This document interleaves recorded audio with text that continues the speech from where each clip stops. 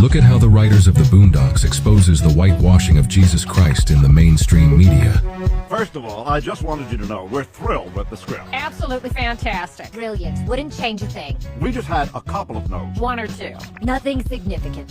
Let's see, Jesus can't be black. What do you mean he can't be black? He can't be black. Maybe we can make Jesus another color. How about white? But Jesus was black. You could probably do Italian.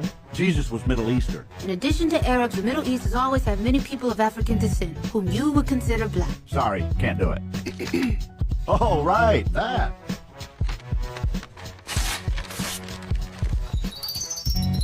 Just think about how strange this is.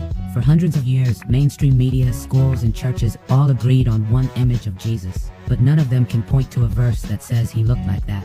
So the question isn't what the Bible says. The question is, who told you what to believe?